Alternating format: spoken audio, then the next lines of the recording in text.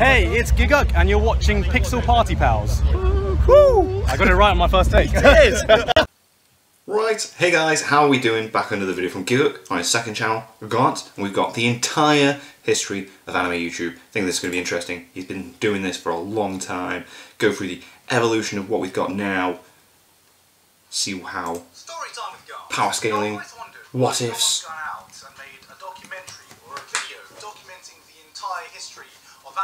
Interesting, guess why? Why? And I realised, oh, it's because no one's been around as long as I have. Oh damn. If you wanted to make a video cool. like that, I don't know how you'd go about making it when either there are no resources available or all of the information is locked in the head of someone like me. So you know, Right. after realising that, I thought, fine, I'll do it myself. Unleash the knowledge. The entire history of anime YouTube, as told by me. See, in the beginning, there was nothing. Right. And then, anime YouTube began.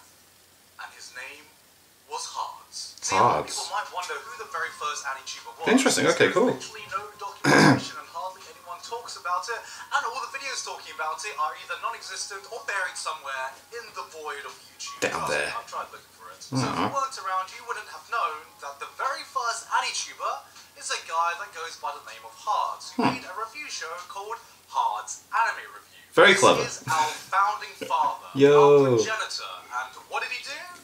He looked at a webcam and reviewed anime. He started all the way back in 2006. Oh, the old style play setup. This was back in the day when anything went for YouTube content, and the quality we could expect was looking at a $5 webcam with bad angles and bad lighting, and just talking. The Eventually, star rating system. anime clips into his videos, but that would get him in trouble with the YouTube copyright system. So his original channel is not up there anymore. But eventually, he would rebrand his review show into a new channel called Who Is Your Anime, that then got rebranded again to a show called The Hard Mode. The Hard Mode, love it. I can never say unironically with a straight face. That's it. That channel is still up to date, but unfortunately the progenitor of YouTube would upload a video on the 13th of February 2014 announcing his retirement. Oh. So, Hards for starting the entire landscape. That's amazing, that's interesting the way it all began. Farewell, Captain. Damn. Would be Mr. Anime, who specifically Mr. started Anime. his channel Damn. in order to compete with Hards. Oh. You'll see this in his very first video if his channel was actually Competition. He would try to emulate Hards' video style, but bring a higher quality of production to it. He had a better camera, better equipment, and he would often incorporate skits into his videos as well. So it wasn't just about the anime reviews. Some of these skits would include him playing around with a lot of guns. As one of the grandfathers of AniTube, he's Back in the day. Who was actually aware and involved in the community. I remember he once made a video called The Face of Anime YouTube, where he would give a shout out to a bunch of other YouTubers on the platform. That's cool. Who talks about anime. Get the community growing. Who was one of those lucky few? Me. Hey. Even if he couldn't pronounce my name for shit. Next on the list is Giguk, aka Anime Zone. And let me tell you, he is one hilarious British man. You know, I owe a lot to I remember calling Giguk Gig UK the very first time I reacted to him. one of the biggest anime YouTubers on the platform at the time. It really helps me get a boost and help Yeah, that's sick. my channel going when I just I like that he remembers where he came from. must be a swell guy. Foreshadowing is lovely, isn't it? Presenting Hards Mr. Anime, which is very clearly the first and second AniTuber, they would spawn a new wave of content creators that would be, I guess, like the founding fathers of early AniTube. You have people like Grumpy G-Sun, Magus X1, and this new up-and-coming guy called the Anime Zone. Yes. AKA me. I saw a lot of these other anime reviewers as just guys who sat in front of a webcam and talked and reviewed anime. And back then I thought, what if there was a review channel that didn't show your face and did some basic editing? And at the time I was a huge zero punctuation fan. Oh yeah, mate, what a show back in the day. What if there was a zero punctuation For anime. just for anime? And that's how I got started. So, yeah. By being a Windows Movie Maker version of zero punctuation. I can't remember every content creator that was around back then because it was a long fucking time ago and most of these people aren't active anymore. But I remember being the 4th or 5th or maybe definitely first 10 AniTubers on the platform. If there's one thing we all had in common though, was that all of our channels was focused solely around reviewing anime. We would take an anime, talk about it, review it, and give it like a 1 out of 5 stars or 1 out of 10 or whatever our rating system was back then. And that would set the stage for anime YouTube for a while, because after that you would have some more, let's say, polished content creators who entered the scene. Like Yazu Otaku or Arcade, aka Glass Reflection, aka Tristan, who came in and had these highly polished, highly edited anime reviews that kind of kicked all our asses. Damn. That was me using Windows Movie Maker and these still images or whatever, and then Tristan comes in and goes like, what is that peasant editing software? I'm using Sony Vegas. My God.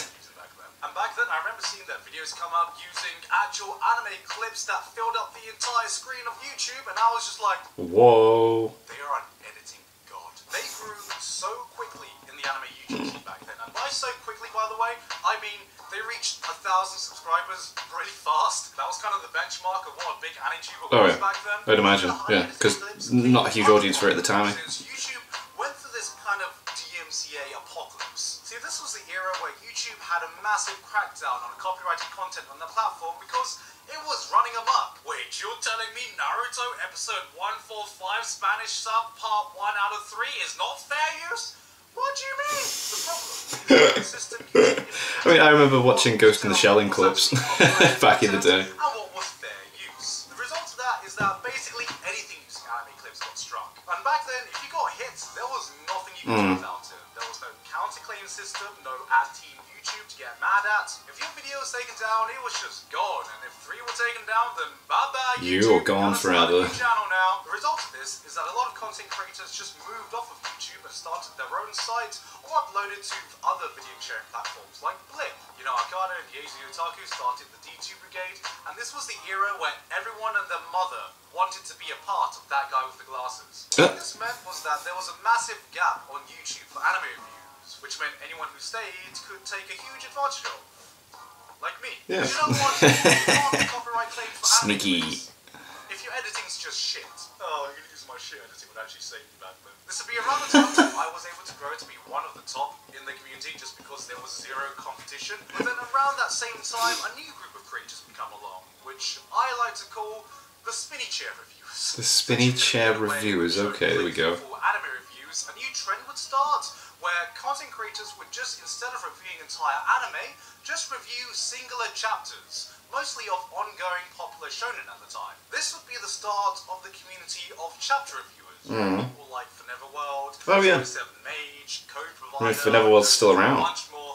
I just don't remember them off the top of my head. A lot of us anime reviewers like to call them spinny chairs because a lot of their content would be characterized by a guy staring in the camera, talking about the latest chapter, and it would always be in one of the office spinny chairs. I don't know why I find the term spinny chair so funny when I'm in a spinny chair. Yeah, I was going to say, what? The community also grew massively fast because us making anime reviews, we couldn't compete. I mean, they were talking about One Piece, Naruto, and Bleach. Every To us, week. that was just an infinite content glitch. But then around this time was when one of the most shocking incidents to ever occur in the community back then, and even to this day, happened.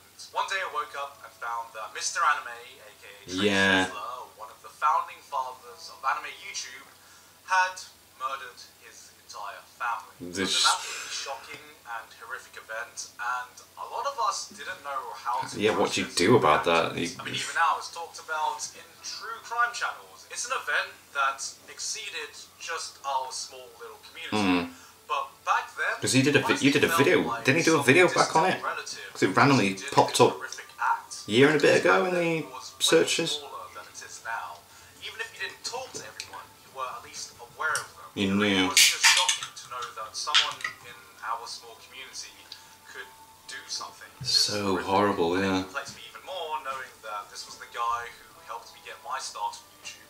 And I personally messaged him a few times to thank him. I was in university at the time, and I think a lot of people were confused as to why I was just suddenly like really sad and shocked and depressed one day.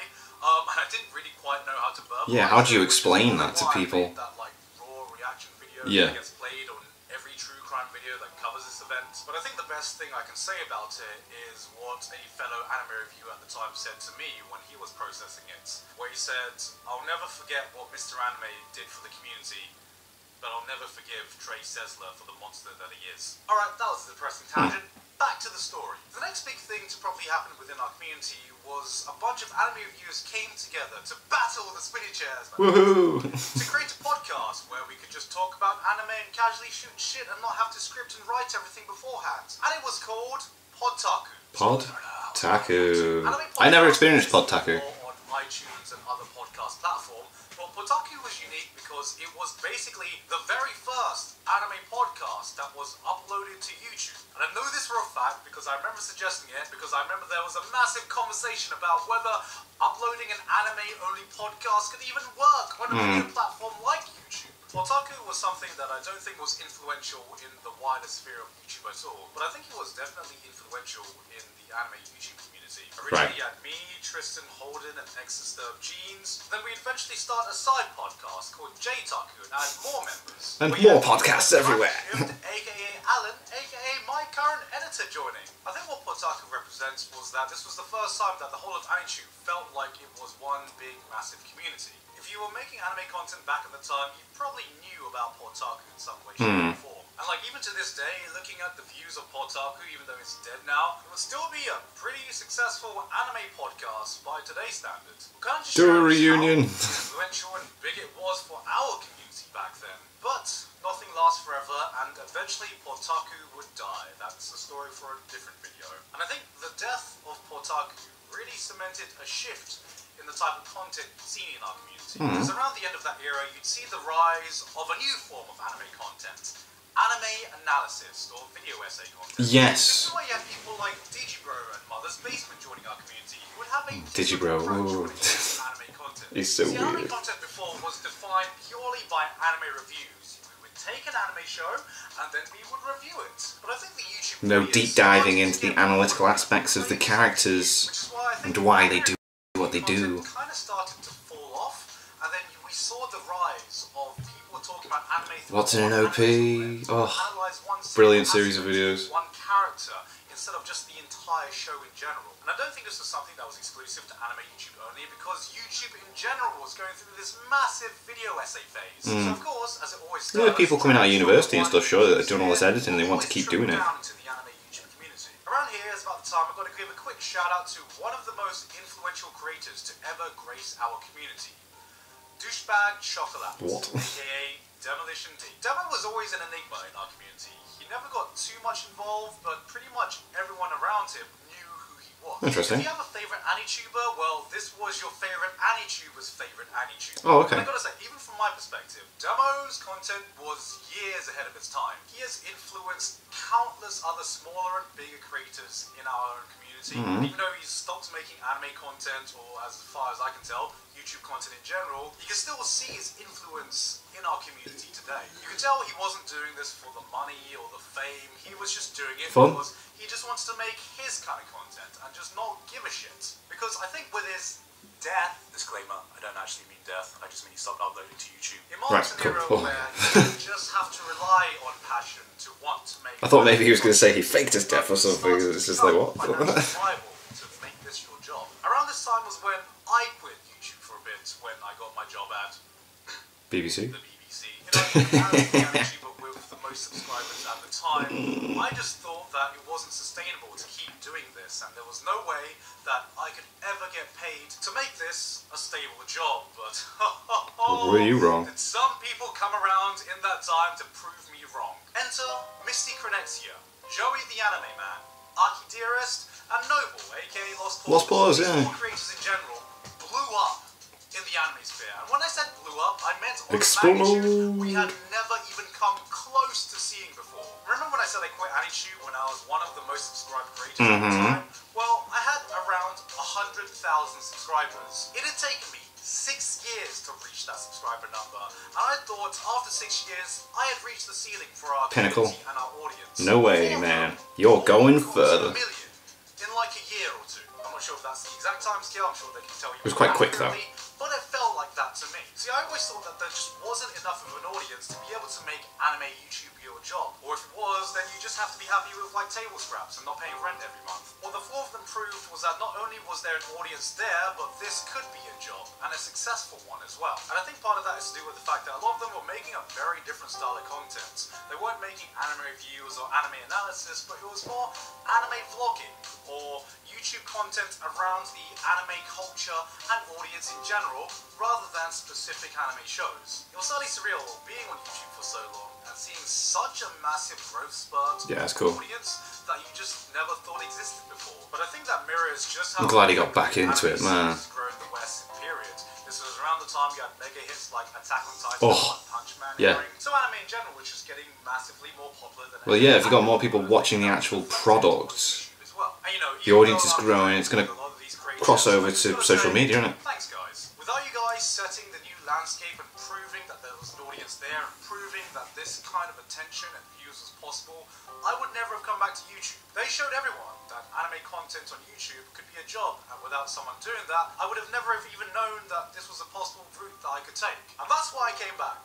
Well, that was 90% of the reason, at least. The other 10% was, who the fuck are these kids on my turf? Let me show them how it's done. Take a step aside. I'm just fucking kidding. And yeah, because that anime YouTube started to stabilize for a while. You had some growing pains, because suddenly people were making money out of that, and I remember like the early days, the audiences were just not happy. I remember back in the day when people opened a Patreon, or people started putting Ooh, it was on their videos, frowned upon, wasn't it, back in the day? Audiences would be like, huh, you've sold out. Eventually, more and more creators found a way to make this a sustainable job, whatever kind of anime content that they made. You know, you had people like Super Eye Patch, kind of like rose out of nowhere. Gaining 1 million subs was no longer a distant dream, but more like a milestone you expect the biggest anime YouTubers to get. We started being invited to anime conventions. We started being recognized by fans at anime Hell yeah. conventions. We had an audience that we could not even comprehend when we first started doing anime YouTube. We weren't just a bunch of dudes sitting in our mother's basement anymore, but we were being taken seriously. And I think all of this has culminated into the next big project I would be involved in, which is of course Trash Taste. You know, if you've seen my previous video, you'd know the entire backstory about how Trash Taste was formed, so I'm not going to spend too much time on it. But to me, Trash Taste is the first time anything from the anime YouTube community grew outside into the wider YouTube community. Of course, Trash Taste was a podcast started by myself, Joey, and Connor, CDogVA. But within 1 year, its reach and influence had reached far past our tiny little community. Trash Taste was bigger than the three of us, and aside from the odd times, you know, fucking Joey collab with PewDiePie, it was the first time I felt like the wider YouTube community and the wider YouTube audience was aware of what was going on in anime YouTube. And I think that lit a fire with a lot of content creators in our community, because you saw a trend of big, prominent anime YouTubers branching out to do different kinds of content with different communities. Which is cool. You had creators like Nugstaku, who had blown up massively doing anime content, becoming more of a streamer/meme personality kind of YouTuber. Connor, who at the time was starting Trash Taste, had the smallest audience compared to me and Joey, blew up fucking massively. And now has pivoted towards doing more Japan content and streaming content. Same with Sydney or Sitsnap, who started making content around more adult-focused anime and manga, and has now done a lot of content on Japan as well. But it's not just about anime YouTubers breaking out of the sphere, because now you see mainstream YouTubers like Charlie talk about anime. Yeah. A lot of streamers and big YouTube personalities. Moist Critical does go into anime quite often. Anime content is no longer just being made by anime YouTubers, and I think that in general reflects how the current anime audience is. Yeah, it's grown so much that, like, yeah, everyone has a video at some point. Theories and explanation channels have really started to be on the rise in the past few years. You know, you still have some guys like Scamboli Reviews making the OG type of anime analysis / content and still growing very steadily and becoming prominent. But it's much rarer to see nowadays than it was before. Like the wider anime fandom itself, it's hard to group all anime fans in one community, because now it is a collection of many communities. Some anime-tubers I might not have even heard of right now, or didn't mention in this video, might be multitudes of times bigger than some of the most prominent figures of our community back in the day. Like, I remember recently I was hanging out with Ohara Reviews, who is a One Piece content creator. Shout out to you, Manuel. He's someone who started doing anime content recently, and I remember having a conversation with him, and it blew my mind how he had never heard of people like Demo or Digi back in the day. I guess that just shows how our little community has grown way past the boundaries we thought it would grow. And yeah, that is the entire history of AniTube so far, from my perspective at least. I didn't mean to make this video very interesting, very interesting. interesting. I've been involved with. Let me just suck my dick a bit more, even if I am a JoJo fan. I'm genuinely just so surprised I've been able to stay relevant for this long when so many of my peers have stopped now. And I hope that one day when that eventually happens to me, someone's going to remember me in the same way. I'm sorry if you're an AniTuber and I didn't mention you, or I missed something, because I'm literally just recording everything off the top of my head. And I didn't even mention like the VTubing community, the abridging community, the AMV community, the cover artist community, the Utaite community, or as I like to call them, the Utilities. This is just meant to be an old man on YouTube reminiscing. Old man, shut up. So far. Hopefully someone can take all of the information gathered here and actually make a coherent video with a bit more research and hopefully less bias than I've had. So, in summary, what is the AniTube community? A mistake. Nah. It's great. It's absolutely awesome. Sorry if the sound's off. Like, I've hollowed out this room with a lot because of moving stuff around in this house now. Got a lot of plans for the next couple of months. There's going to be so much more different content coming out. Fingers crossed, touch wood. But that was a really interesting video. That was really cool to see, like, you know, Giguk explain where he started, why he stopped, why he came back, all the people that influenced him, shout outs, etc., where he's at now. It's boss. I like that. That was really, really cool. And yeah, thank you to my patrons. If you want to have your name at the end of every video, link is in the description to the Patreon page. $1 a month is all I ask to help support the channel. Greatly appreciate it. Thank you guys very much for that. And a special thank you to Snidely Whiplash, who is currently donating $50 a month to the Patreon page. Thank you. What do you guys think of that? What do you guys think of this? Click like, subscribe, hammer, and leave comments down below. Let me know what I should watch and discuss in future videos. And I'll see you guys, all you guys, next time.